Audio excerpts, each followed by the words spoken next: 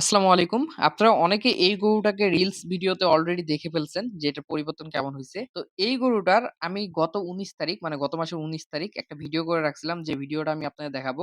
এই গরুটা কিন্তু অদাঁত এবং কম বয়সী। আসসালামু আলাইকুম। এই যে দেখতেছেন কালো গরুটা এটা শাহিওয়ালের মতো নাভি ঝোলা। নাভিটা উঠায় রেখে দিছে শয়তান কত এখন। তারপর দেখেন এই যে নাভিটা ঝোলা আর এটা কোনো চিহ্ন আছে নাকি একটু দেখি মাথায় না বাকি শরীর কালো খালি এই মাথার এগুলা খালি একটু লাল।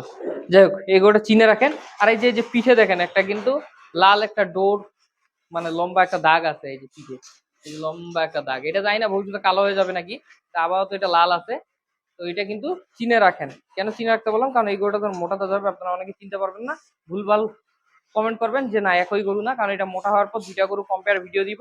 এই গরুটা এখন যেমন আছে এবং মোটা হওয়ার পর ইনশাল্লাহ এটা যখন মোটা হবে আপনারা দেখে চিনতে পারবেন ইনশাল্লাহ। তো এতক্ষণ যে গরুটাকে দেখেছেন সে গরু আর এই গরু কিন্তু একই গরু, একই জায়গায় বাঁধা আছে। যদিও অনেক সময় গরুর জায়গা আমাকে পরিবর্তন করতে হয়, বাট এই গরুটার জায়গা আমি পরিবর্তন করি নাই। দেখেন একই গরু, নিচে যে এই যে নাভির সাইডে সাদা দাগগুলো ছিল ওটাও দেখেন, মাথাটা দেখেন, সব একই আছে। এর আগে যে ভিডিওটা দেখলেন ওটা গত মাসের ১৯ তারিখে করা, আর আজকে তো ১৩ তারিখ দেখতেই পাচ্ছেন। যদিও আমার ভিডিওটা করা হলো ১২ তারিখ, অর্থাৎ গতকালকে আমি ভিডিওটা করছিলাম, করে রেখে দিছিলাম এবং একটা রিলস বানিয়ে আপলোডও দিছি। তো রিলসটাতে তো আপনারা দেখতেই পাইছেন যে দুইটা গরুর মাঝে মানে একই গরু হইলেও এই কয়েকদিনে কতটা তফাৎ চলে আসছে। তারপর আমি সাইডে দেখেন ভিডিওটা আবারও দিয়ে দিলাম, আপনারা নিজেরাই দেখেন যে কতটা তফাৎ আসছে মাত্র এই যে ২৬-২৭ দিনে।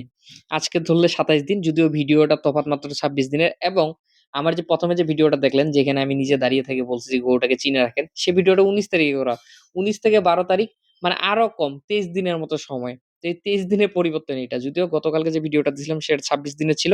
বাট আমি দাঁড়িয়ে যে ভিডিওটা করছি সেটা ১৯ তারিখে করা, অর্থাৎ ২৩ দিনের পরিবর্তন।